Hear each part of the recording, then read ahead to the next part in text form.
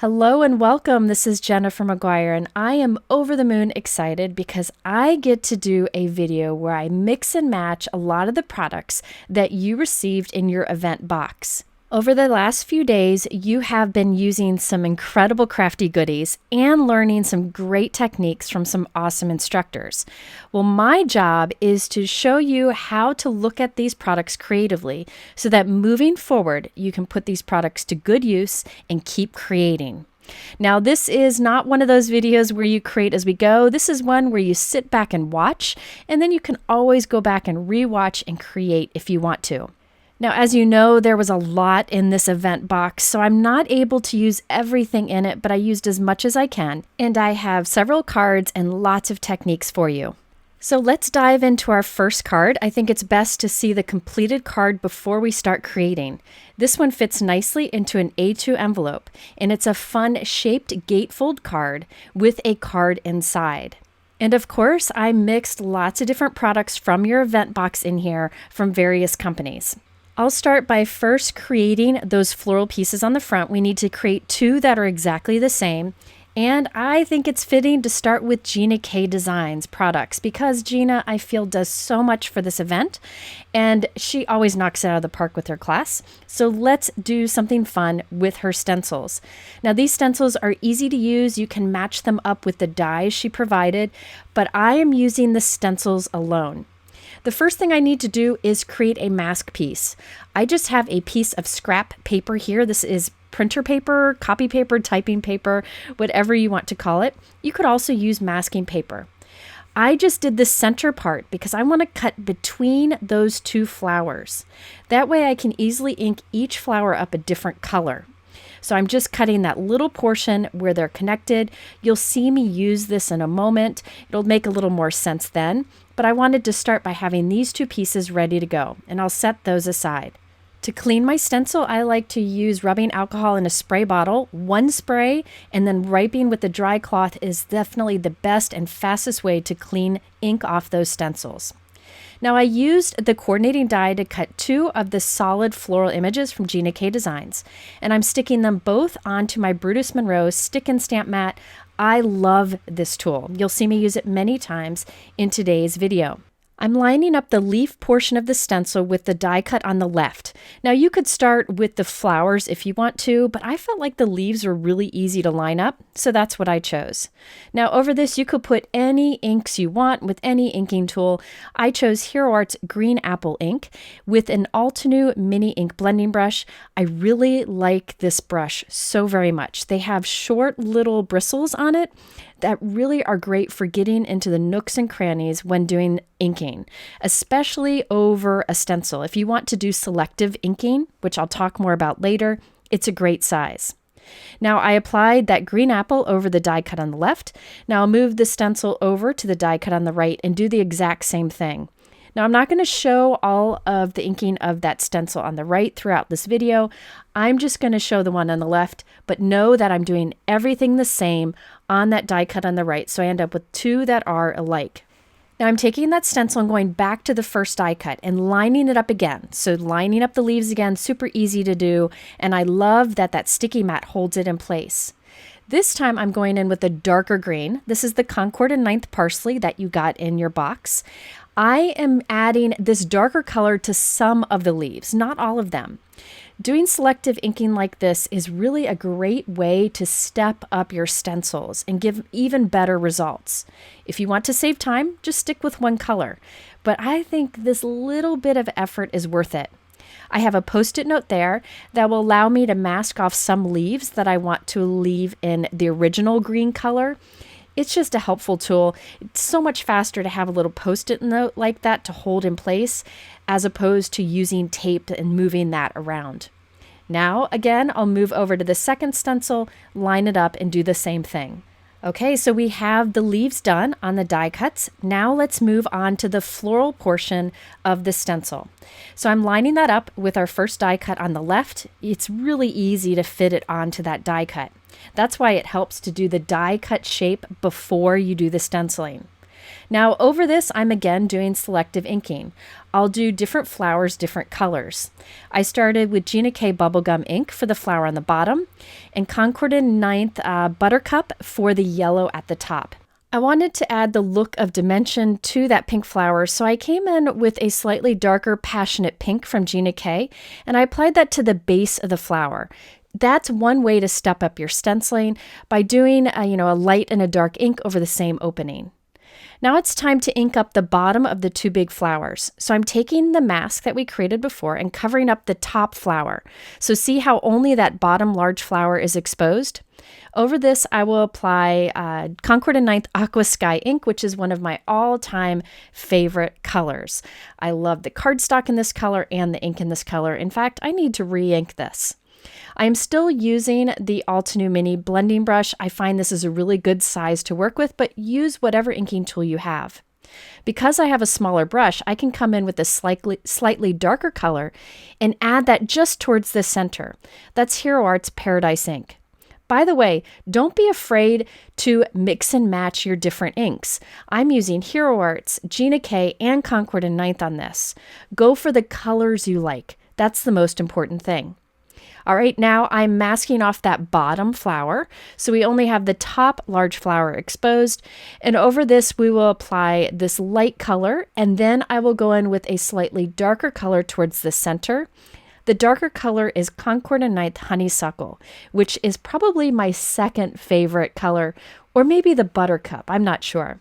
But I encourage you to make these cards in colors you like. It'd be really boring if we all liked the same color combination. All of our cards would look the same. So do whatever colors make you happy. Now I'm coming in with the center of the flowers. I'm doing Honeysuckle over the top flower and Paradise over that blue flower. Now there is another layer to the stencil that adds details to the center of the flowers. I just skipped that one. You definitely could use it, but I plan to add a little sequin to that later on, so I skipped it. All right, so we have our two pieces ready here. I just fold my sticky mat back to remove the die cuts, and look at those. Now you could add the outline die cut on top, but I'm leaving it as is. And because I'm leaving it as is, I am using a green marker to just draw in the stems to connect the flowers together. You could probably skip this if you wanted to, but I just did a thin line of green.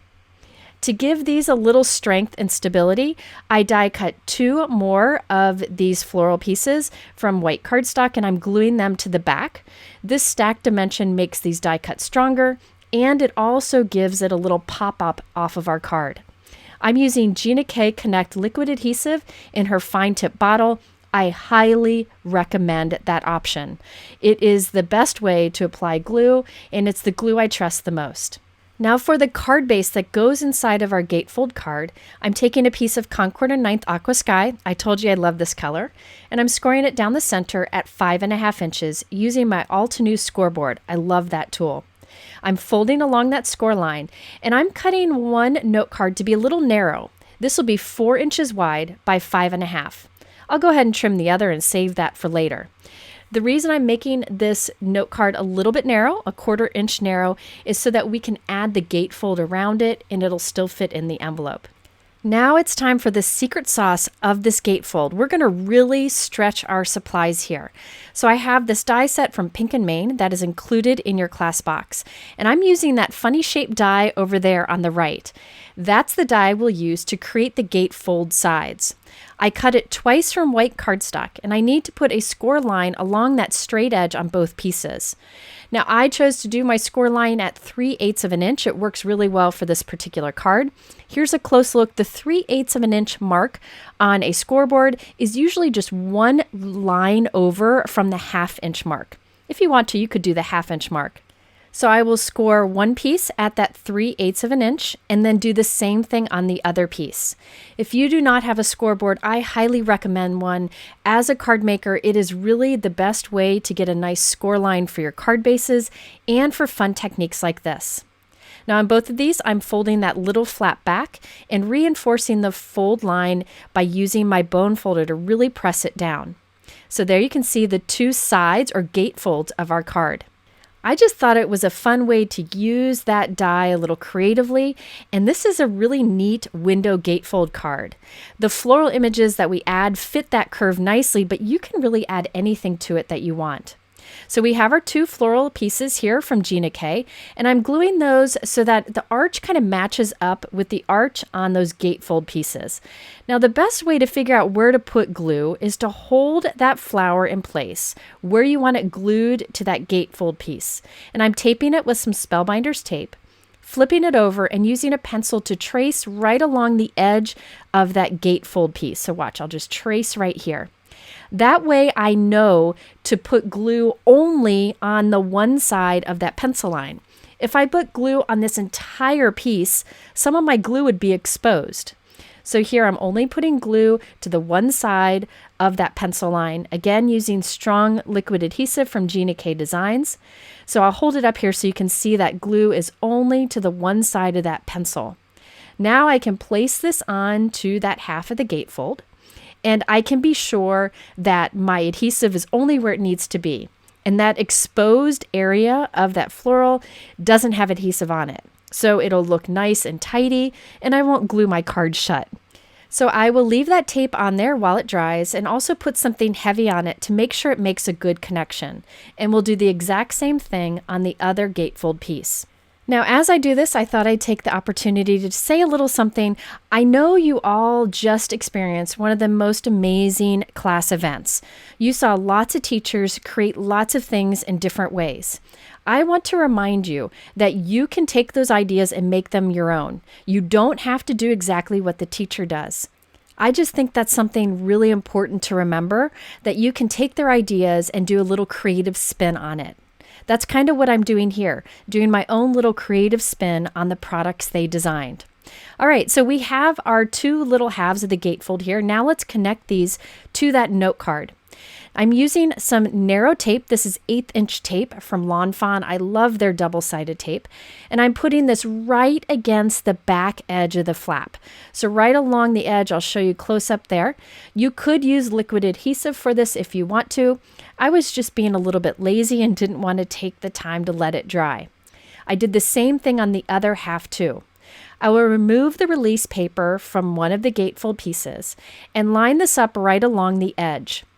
And then I will fold that flap back so it adheres to the back of that blue card.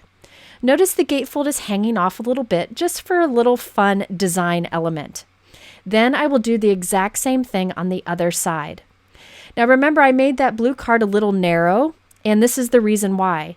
These white pieces kind of hang off the side, and I still wanted it to fit into my envelope okay. And check this out, we have a fun gatefold card. I do want to clean up the back so it looks a little bit nicer. So I cut a piece of white cardstock to be 5.5 by 4 inches, the same size as our blue card, and I'm gluing that to the back.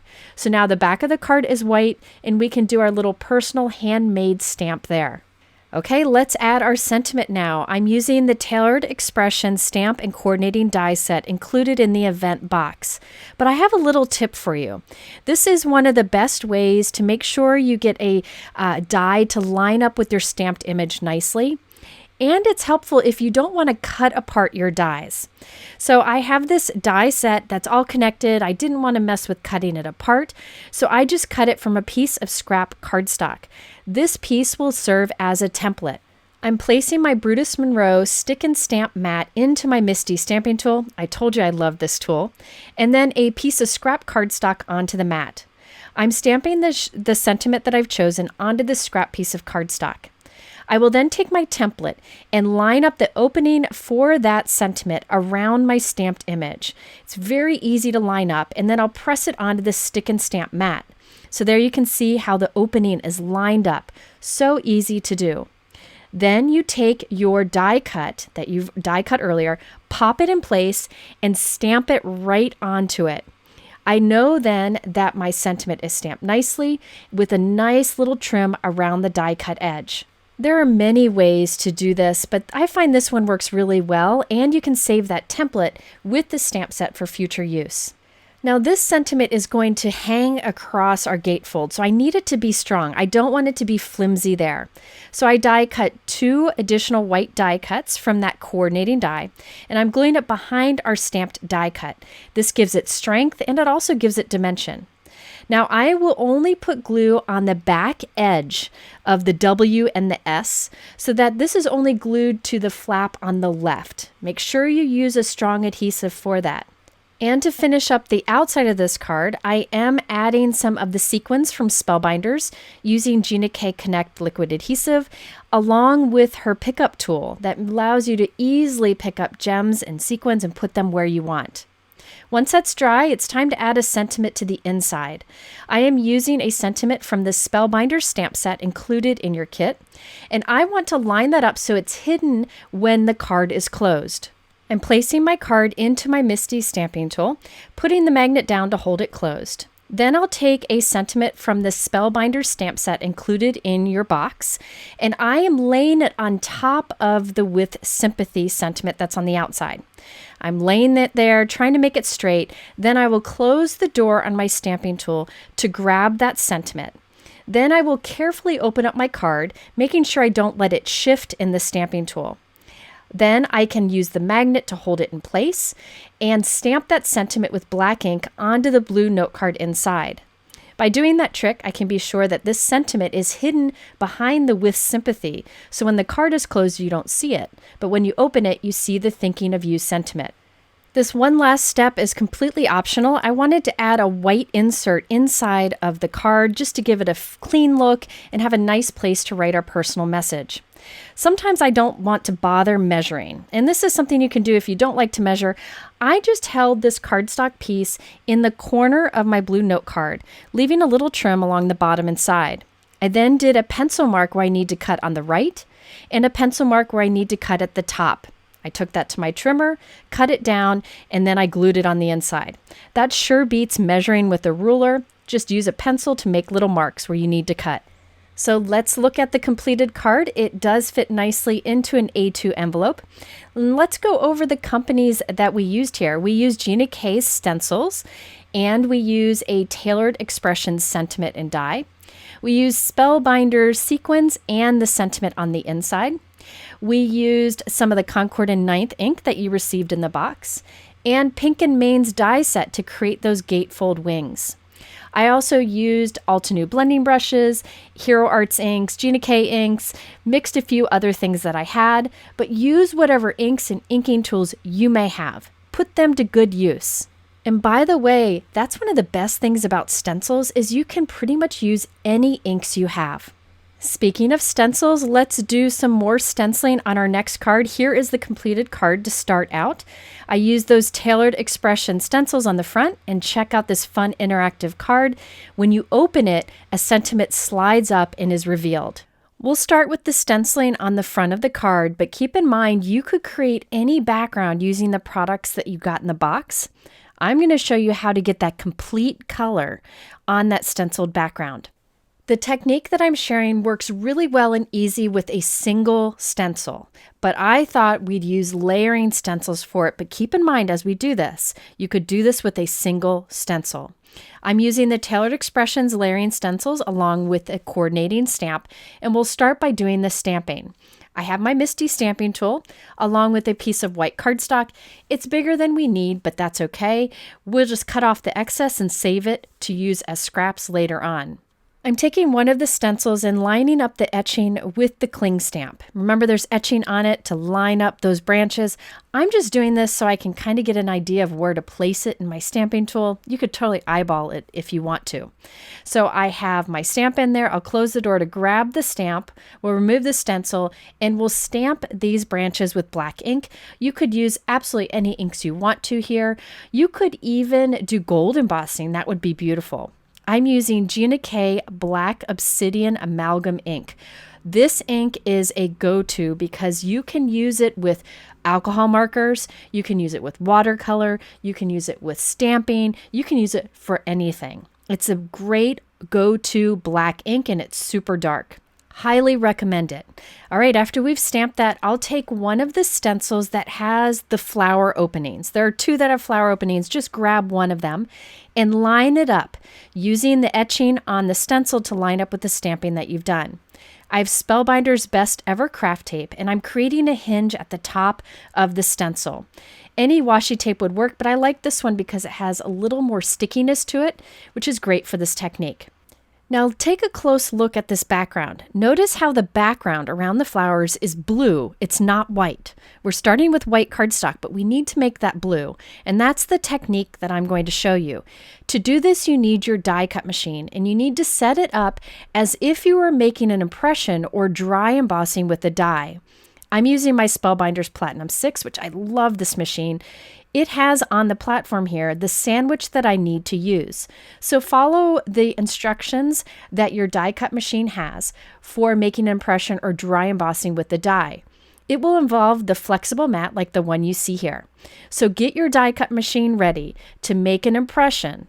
We're doing this with the stencil instead of a die, but it works the same way.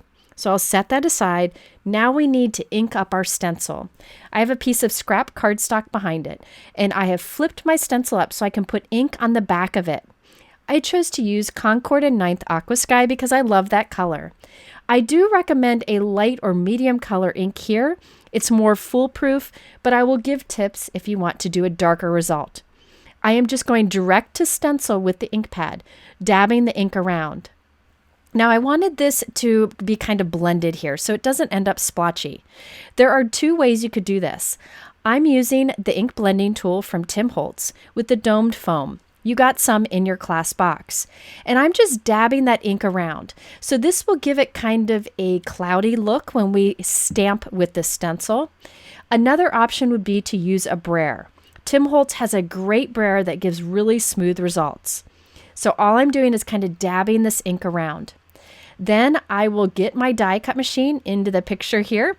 I will lay my cardstock onto that flexible mat, flip my stencil down, being careful it doesn't shift, put the top plate on top and run it through.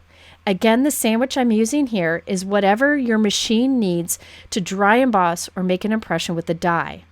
But look at what happened here. The stencil pressed into the cardstock, leaving the ink behind and leaving a little bit of texture. Now I want that to be a little darker and smoother, so I'm just repeating the process. Because we created the hinge, the stencil will stay in the same position. I applied more of the same ink, dabbing that ink just to smooth it out. You could try skipping this step, but I didn't want any harsh lines from the edge of my ink pad showing up. Again, you could also use a brayer here if you have one. So let's repeat that process again.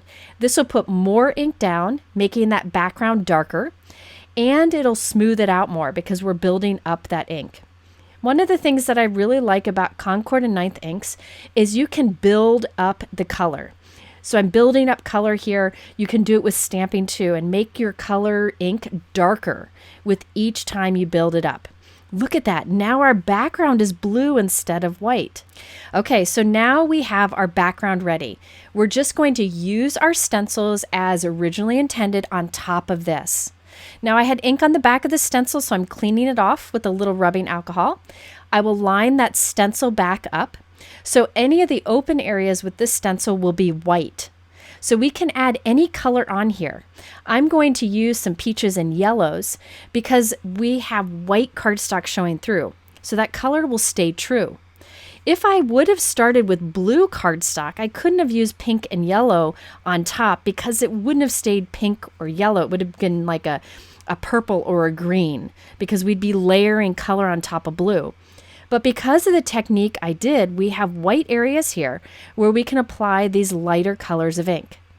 I am using the Concord and 9th ink pads that came in our class box, along with those same Altenew mini ink blending brushes that I love so much. I'm doing some selective inking and applying yellow over some of these openings and the peach over other openings. By the way, this technique, as I mentioned, works great with a single stencil. Say you have a single stencil, you do the technique I just showed you by inking the stencil and then making an impression.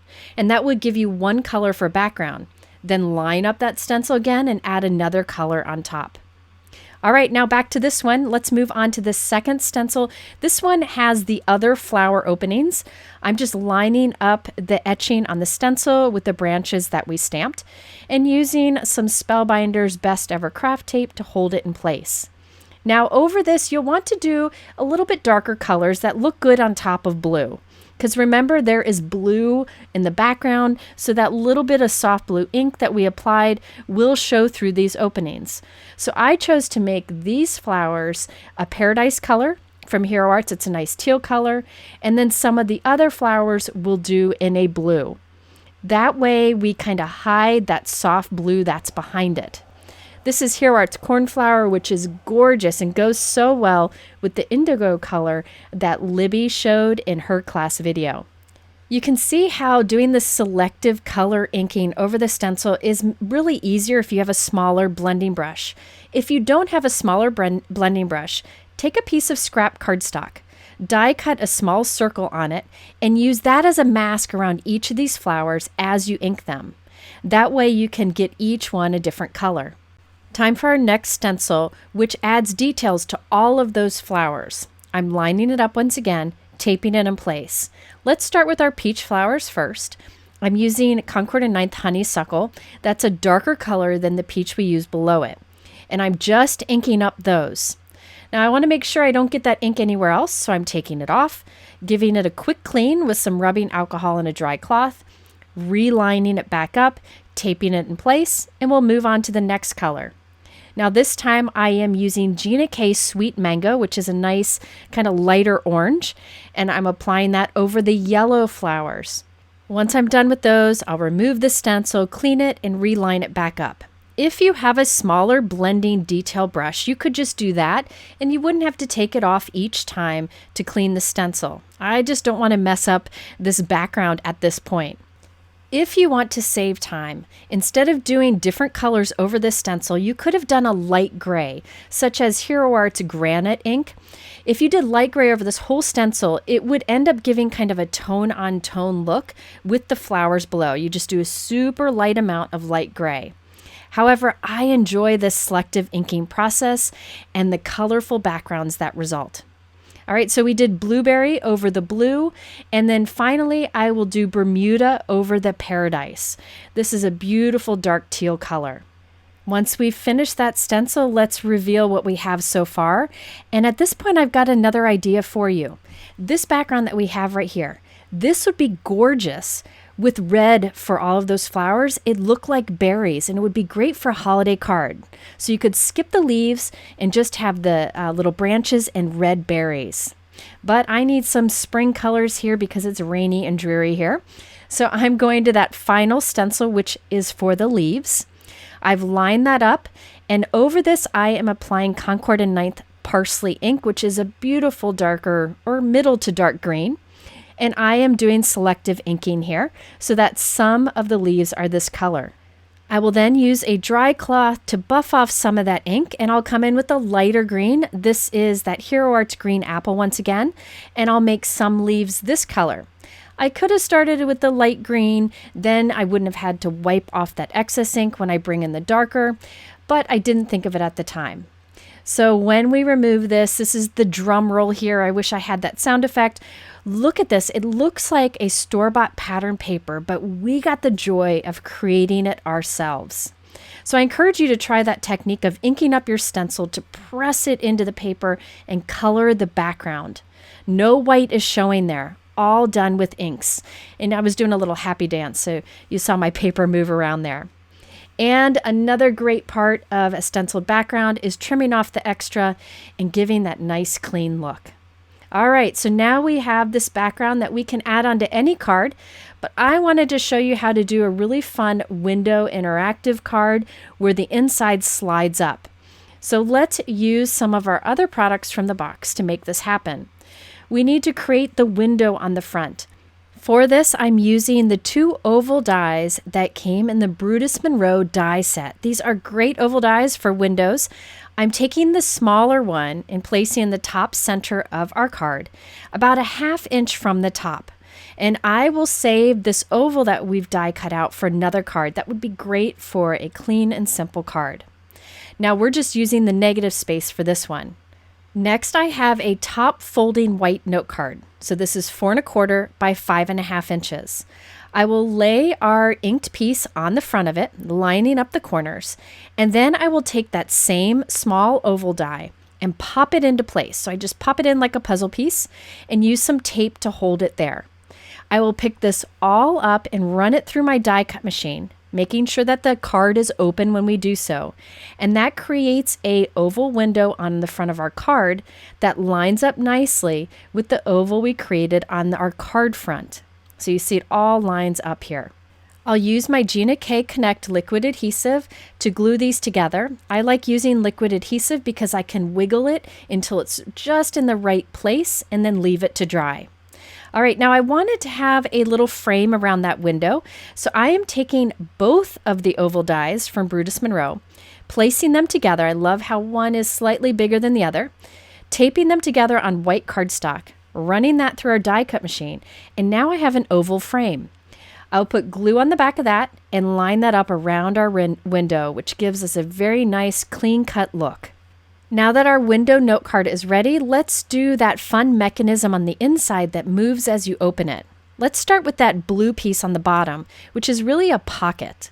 I have a piece of Concord & Ninth Aqua Sky Blue cardstock, which matches the aqua sky that we used on our background. Now I cut it to 4¼ inches wide by 2 inches tall. And I'm putting very narrow tape, this is 1/8 inch tape from Lawn Fawn, along the edges on the sides and along the bottom, but right up against the edges. I will then remove the release paper and place this on the bottom inside of our card. Remember, there's only tape on the bottom and sides, which really kind of forms a pocket there. It's not a pocket you're going to add anything to, it's just a pocket we need for the mechanism to work. Next, I have a piece of heavyweight cardstock here that is 5 inches by 3¾ inches. I'm doing a score line at a 1/2 inch from one end and reinforcing that fold line. Again, it is 5 inches tall, 3¾ inches wide, and I scored a 1/2 inch from the top. This will get glued to the inside of the card. I'm sliding that piece into our pocket and lining it up so the top edge of that cardstock piece lines up with the fold of our card. You'll see some messy tearing up there on my card. Don't worry, I'm going to hide it. I messed up and I needed to redo it. So I've got the top edge of that piece lined up with the score line or fold line of the card, and I will put strong adhesive on that little 1/2 inch flap. So I'll hold it up to the camera so you can see where that adhesive is. The top edge of this piece again is in the fold line of the note card. I'll close that down, put something heavy on it while it dries. And this is how you create that pop-up mechanism. Watch this. It just slides up when you open up the card. So you could put a little gift card that slides up, lots of things you could do. I'm going to have a hidden sentiment. Let's first do our sentiment that shows through the window when the card is closed, but also shows when the card is open. I'm combining 2 different sentiments from our class box. We have Hello Friend from Pink and Main, and the special that is from the Scrapbook and Cards Today set. Now I cut both of these from black cardstock, each of them twice, and glued them together so that there's nice stacked dimension to it. I wanted to assemble these 3 words so they were kind of centered inside of that oval window, but I was afraid I'd mess it up directly on the card, so I'm assembling these 3 die cuts on my stick and stamp mat. Once I'm happy with the placement, I take a piece of temporary tape. This is Altenew satin tape, which I really like, and I will pick up all 3 of those words together, peel it off my stick and stamp mat, and now I can put adhesive on the back of these words. So I'm using my Gina K Connect. I tell you, I always use that glue. And then I can pick up that tape, place it right onto our card, making sure it's centered in that window, press that down, leave the tape there. Once that glue is dry, I can carefully peel off the tape, and there we have our sentiment placed just right in that window. And again, I mixed up 2 different sentiment die sets together to create a new greeting. That is one of the best ways to make the most out of your sentiment dies, is find ways to mix and match. All right, now we want to add a stamp sentiment below that on that white flap on the inside that will be revealed when you open the card. I want to make sure I get the placement right for that stamp. So I first close my card, draw a pencil line at the bottom of the window. When I open this up, I can stamp anything I want underneath that pencil line, and I can be sure it's hidden when the card is closed. I chose to use the Thinking of You from this great Concord & Ninth stamp set included in your card box. Now I'm stamping this with black ink using one of my other favorite black ink pads. This is Altenew Obsidian Black Ink. It's a pigment ink, so you can heat emboss this if you want to. I just really like it because it's crisp and dark, wonderful for sentiments. Now we can erase that pencil line, and let's check this out. When you close the card, you don't see it. When you open it, it slides up. I wanted to give a finished look to that little pocket we have in there, so I cut a darker teal color cardstock strip. This is just from a scrap I had, and I'm gluing that right along the top. You could stamp or decorate that pocket however you want. That's where I will write my personal message. Now, one important tip, that white piece that's sliding up and down there, make sure that's a heavyweight cardstock. If it's flimsy, it won't want to slide well. If you have a lighter weight cardstock, you might want to double it up. To finish this off, I'm using some small flower dies from die sets included in the event box. I used a die from Pink and Main set and a die from Brutus Monroe set. And then I will create leaves using the Concord & Ninth leaf die. These are the small ones included in our box. I encourage you, remember those tiny dies. Those tiny dies can be used to create little accents on cards like we're doing here. Sometimes I feel they get overlooked. For the center of each of my die cut flowers, I'm using one of those little Spellbinders sequins. I love that iridescent look, and it adds that bit of sparkle. Now here I have the Concord & Ninth leaf die. I'm actually cutting that leaf into a smaller leaf, individual leaf, so that I could better stick it behind the flowers on our cards and they don't cover up the sentiment. So I did 3 little flowers, kind of creating a little triangle and pulling our sentiment together. You can see how using liquid glue is handy because you can slide things in place and then let it dry. All right, let's look at the completed card. It fits into an A2 envelope. So on this card, we use Tailored Expression stencils, and we use some Concord & Ninth inks along with some from other companies. The sentiments there, we have Pink and Main, Scrapbook and Cards Today, and Concord & Ninth. The little die cuts, we have Concord & Ninth, we have Pink and Main, Brutus Monroe, and the Spellbinder sequins. And I'm sure I probably left a few others off there. Now remember, this card front, you could use a variety of stencils that you got in class or stamps. The Scrapbook and Cards Today stamp set with the tile images would be great for a background here. You also have a beautiful embossing folder from Altenew that would be great for a background here also. So try to think of other things that you could use from your box with this card design to change it up each time. Okay, let's move on to another card. This one is completely different, but still uses products from our event box. Now this fits into an A2 envelope, and when you take it out, it pops up, giving lots of dimension in this fun rainbow sky scene. I again used a variety of products here, but this basic card design can be done with other products you might already have in your stash. Remember, the products in this box also work with what you already have. Really look for ways to stretch your supplies and make the most of your investments. Now let's start by creating that little rainbow using that adorable Lawn Fawn die set. I cut the arches of the rainbows from various colors of scrap cardstock. I wanted to arrange them together nicely and connect them with the clouds glued at the base. So my stick and stamp mat came to the rescue again. It held those little arches in place long enough for me to add a little liquid adhesive at the bottom of the arches and one of the little die cut clouds on top. And I'll do the same thing on the other side. Once that's dry, I can remove this and I have this rainbow assembled as an individual piece that we can add on our pop-up card. Now for the pop-up card base, I'm using this die from the Pink and Main die set. She used it to create like a little envelope card. I'm using it to create a pop-up card base. I cut this twice from Spellbinder's Glacier cardstock, which is a light blue that's beautiful.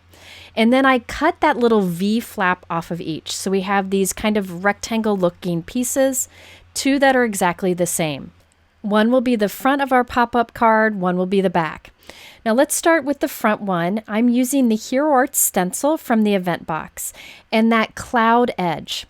I've positioned it on the front of this piece, and I put Post-it notes along the inside score lines that the die creates. That way I'm only inking the front portion of it, but really you could ink all the way to the edge if you want. Post-it notes are great for masking like this because they also hold the stencil a bit in place. Now I'm using my Tim Holtz ink blending tool and the blue ink from Concord and Ninth. Notice how I'm inking along the edge of the stencil. I start with the tool on the stencil and I'm pulling it off. I'm not going in a swirling motion. I'm just starting on the edge of the stencil and pulling it off. And that will give you a very fast and easy way to create a soft cloud edge. I will repeat this a few times, sometimes flipping the stencil and moving it to create a cloud scene there on the front of this panel. Okay, so next I have a piece of scrap cardstock that is cut to an A2 size, 4 1/4 by 5.5 inches. That's that teal color piece there. I'm not using it. It's only there as a template so that I know how to glue everything on this pop-up card without it being too big for the envelope. Now let's figure out how to add that rainbow. I did die cut 2 more clouds to glue on the back just for a finished look from the back side. I'm going to glue this on the top of that pop-up card front. I'm just putting liquid adhesive at the base of those clouds, and I'll place it onto the top edge of that blue piece, making sure I'm staying within that guide, that teal color piece behind it. Once that dries, I'll pick up this piece and put it into my stamping tool so I can add my sentiment. I'm using the Missing You from that great Concord and Ninth stamp set, and I'll stamp this with black ink. So we have our 2 main elements on the front, the rainbow and the sentiment. Now we can add additional clouds around all of this, just making sure they don't hang off too much so that it will fit in an envelope. So I added some clouds, and then I'm going back to that Hero Arts stencil and using the blueberry ink to add little birds in the sky. This is a great alternative to adding little gems or sequins. Remember those little stenciled areas you can use in different places on cards. Now let's assemble the pop-up card. I'm folding back and forth along those score lines to create like a Z-fold on the edge of that piece, and I'll do the same thing on the other solid blue piece.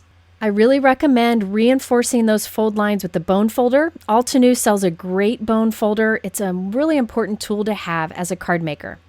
Now along the little flap on the back, I'm putting strong adhesive and adhering it to the flap on the card front. So see, I'm putting those 2 side flaps together.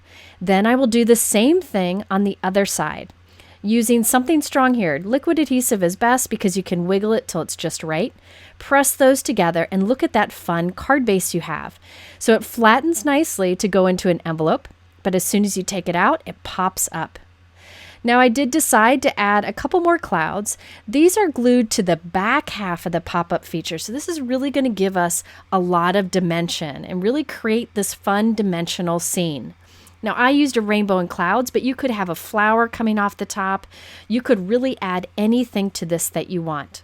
This next step is optional. I have a piece of that glacier blue cardstock that is 5 inches by 5 inches, and I'm scoring right down the middle at 2.5 inches and folding there. Basically, I'm creating a mini card to glue to the back of this pop-up feature. Now, I personally would just write my personal message right there on the back of the pop-up card, but I know some people like a folded card, so you have that option to glue that there and write your message inside.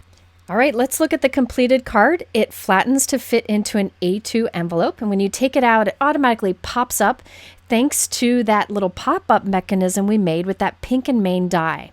So let's think about the different companies we included here. We have the Pink and Main die for the base.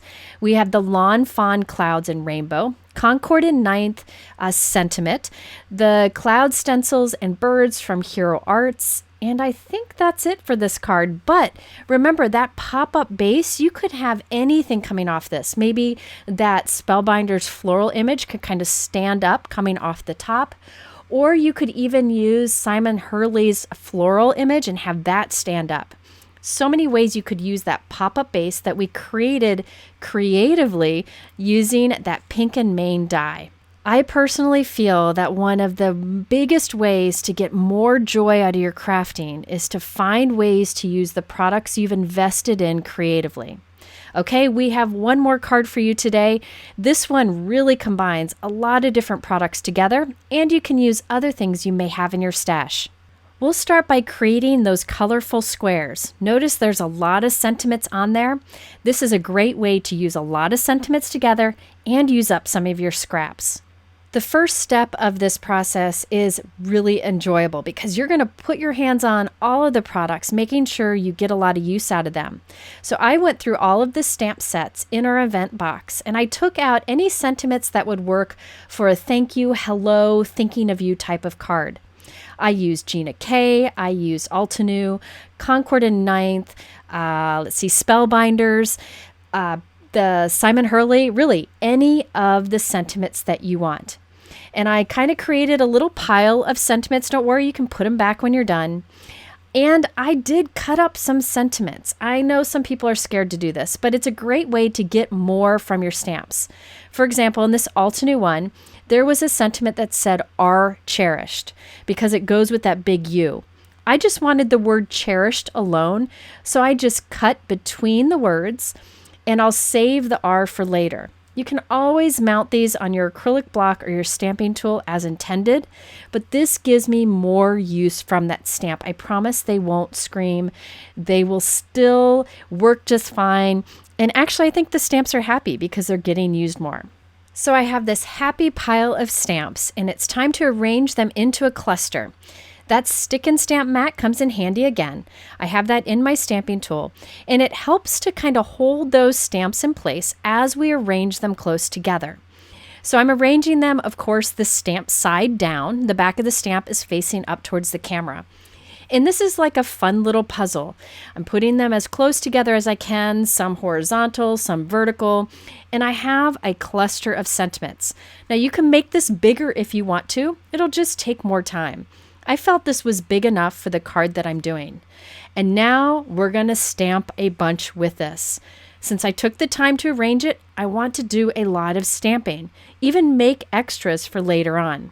Now, I am a big fan of using up your scraps. You know, we invest in these beautiful cardstock colors, save those scraps, and this is a good time to use them. I am stamping on my colored cardstock with the same color but darker ink, so we get a tone-on-tone look. You could also maybe stamp with the light gray ink here if you wanted to, or even clear heat emboss. And I will keep switching out the colors of scraps that I have and the colors of inks I use, using the same cluster of stamps. We will be turning these pieces into faux postage for our card design, but I stamped a bunch extra, and later I plan to die cut out some from flowers, like the Spellbinder flower dies, and then we'll have die cuts with words on them, which just steps it up into something fun and creative. Okay, let's create that faux postage look. I have a little hint for you. Now, Concord and Ninth gave us that faux postage square, but Brutus Monroe gave us 2 square dies in his set, and the square from the Brutus Monroe die set fits nicely into Concord and Ninth's faux postage die set. So you can use these together. I will use the solid square from Brutus Monroe to cut different areas from these stamp scraps that we created. And then we will assemble them into postage stamps. Now, I do plan later to use this square die to cut from scraps that I have left over in my drawer. Maybe it's a piece you cut off of a stenciled background. Maybe it's some pattern paper scraps. Maybe it's some experimental inky background you created and never used. Cut little squares from that. Add it to that faux postage die cut from Concord and Ninth, and you'll have a whole new look for those scraps.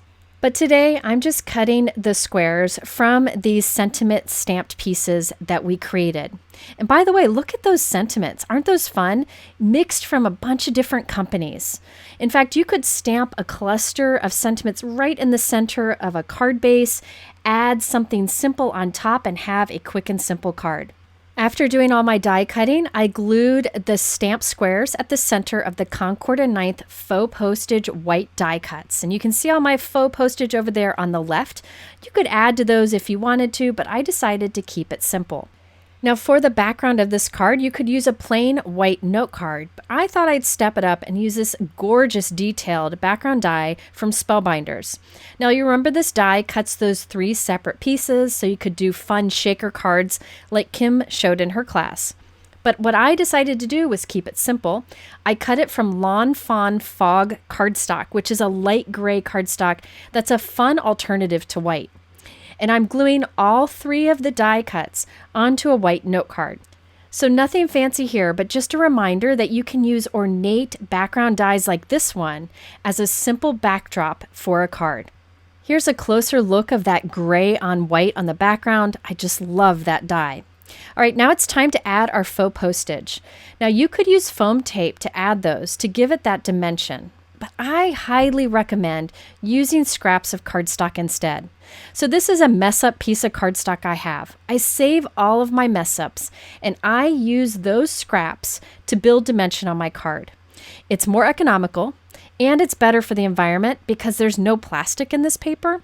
So I just cut some of the scrap cardstock down into tiny little squares that I can glue to the back of our faux postage, giving it dimension. Another advantage of using scrap cardstock to build up dimension is that it'll hold up in the mail better. If you just use a few foam squares behind something on your card, sometimes it gets squashed when it goes through the mail. This will hold up really nice. I love my dimensions, so I'm gluing 3 of these little scraps on the back of each postage stamp. And you can see how it really makes that postage stamp pop up off our background. Now, I know not everyone loves dimension. You don't need to use it if you don't want to. It's totally your preference. Now we can glue these onto our background, and I don't have to measure them out because I'm following the pattern of that Spellbinders background die cut that we have on our card. I'm just making sure that they line up with that background pattern at the top and the bottom so I get the spacing right. And I'm using liquid adhesive so I can move these and wiggle them until they're all lined up good enough, and then I can give them some time to dry. So I recommend liquid adhesive so you can wiggle and follow the background pattern to get the spacing as good as you can get it. All right, let's look at the completed card. I did add a Hello Friends sentiment. I stamped that with black ink and cut that out using the Simon Hurley stamp set and coordinating dies in our event box. Now you could add things to these faux postage, add additional little stamp images. Concord and Ninth has some great ones in their stamp set. Or you could add little die cuts, but I decided to keep it as is and allow those sentiments to show on the faux postage. So this is a reminder, mix and match your sentiments from different companies to create new ones. I honestly don't think I can remember all of the different company sets I used on this card, but remember you could also throw in additional sentiments that you have in your crafty stash already. All right, there we have 4 cards that we created mixing and matching different products from this event and using them creatively. Now, before we go, Catherine said I could mention one thing. If you liked the stenciling techniques that I showed you earlier, I recommend you check out Online Card Classes Stenciled 2. Online Card Classes is a site that I do with my friend Christina Werner, and we have lots of great guests, including some folks who teach in these events. Now, this class just wrapped up, but you can join anytime and have lifetime access to all of the classes. And this one is all about stretching your stencils. I do have a $5 off a coupon for you. So if you want to check it out, I will be sharing that over in the Facebook group. These classes are very affordable and encourage you to use the supplies you have. And thank you so much for watching, and a huge thanks to Catherine and all of the companies involved. This is an amazing event, and thank you to all of you for participating and making this such a great community. Have a wonderful day.